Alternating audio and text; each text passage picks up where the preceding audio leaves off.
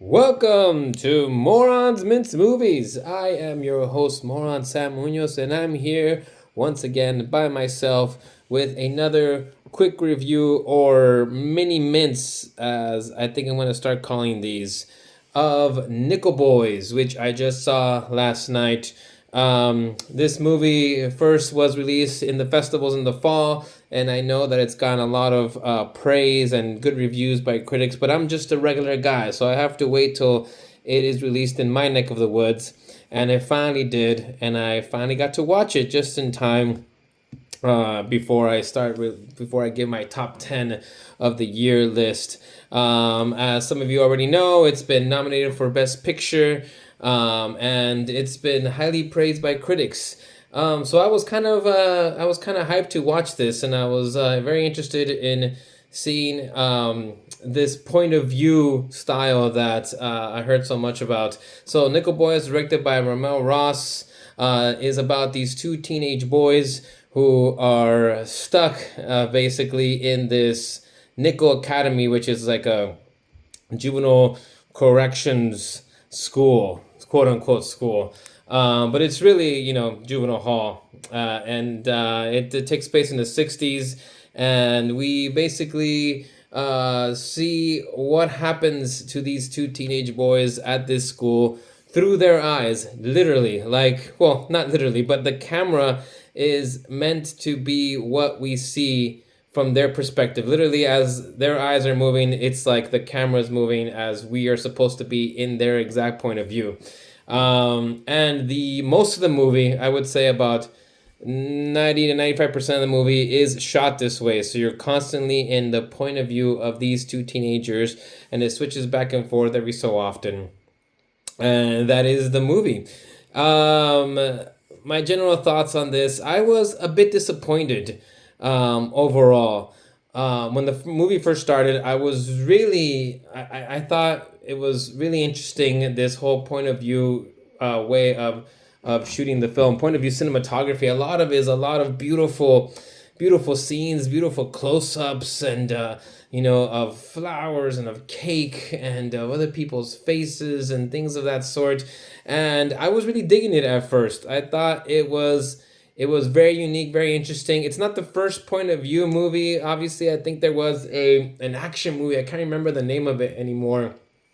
That was all point of view, but that was very much like an action flick, video game kind of style. This is very much a slow burn. It's a lot of images and sticking in certain images for a long time and so on. So I really liked the point of view style at the beginning, and I was enjoying it, and I thought it was mesmerizing to a certain extent. But then I think the novelty of that wore off, and it became a detriment towards the middle of the film, where I felt like I wouldn't say not lost, but it was just, I was a little bored. I got bored, and the point of view shot was no longer having that effect that I think it had on me at the beginning. In addition to that, I think actually the Ramell Ross makes some mistakes and doesn't use the point of view to, in certain points in the film where I think it would have been the most effective and it would have been the most powerful. Ramell Ross, I believe, has already admitted that he did not want to show violence in this movie. So there are scenes in this movie where we are taken out of the point of view shot and shown other images when violence is happening in the film. And I think that actually is a mistake. There's a particular scene, this is a minor spoiler here, so if you want to skip to this, go ahead. There's a particular scene where our main character, Elwood, is going to be punished.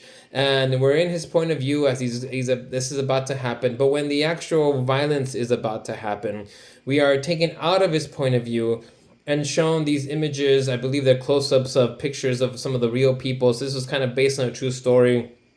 Nickel Academy itself, I think, is a fictitious place, but it's based on a real place where these real atrocities happen to teenagers of that time. And in this scene, I felt that we kind of lost something there. It was a lost opportunity, because I think you could have stayed in the point of view if the if the reason for why Ramell Ross is showing us this point of view style is so that we can kind of get into these characters' perspective and what they saw, what they felt, it seems a mistake to take us out of that in the most traumatic and the most effective moments. And you could have had that scene still continue in a point of view without showing the violence, because of the way the punishment is happening.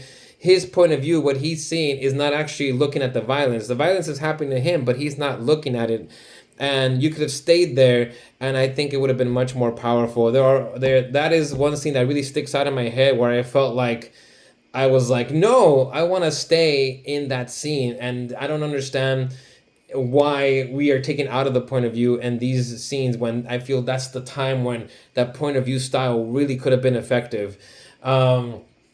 And I don't really get the reasoning for why you don't want to show violence. I understand there is this idea of not wanting to show black people suffering, but if this is the truth of these events, I think it's important to show them, and you don't have to show them in such a way to make it feel sensationalized or anything like that.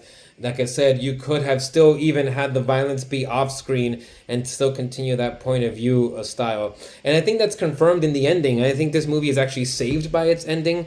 15 minutes before the movie ended, I was really in the C range with this movie. I wasn't enjoying it, and I wasn't really into it as I thought I should be. But the ending is really good, and it's a gut punch.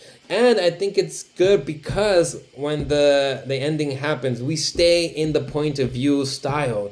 We don't get thrown out of it. And then we do cut to some archival footage after the event happens, which is fine. I really enjoyed that. And there's this kind of a sort of a something that's shown there that's important.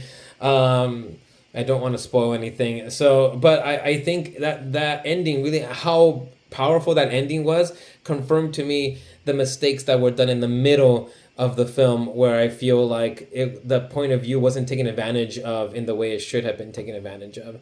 Other than that, I mean, I think technically the movie is very well made. It's certainly a unique film. It's certainly an original film.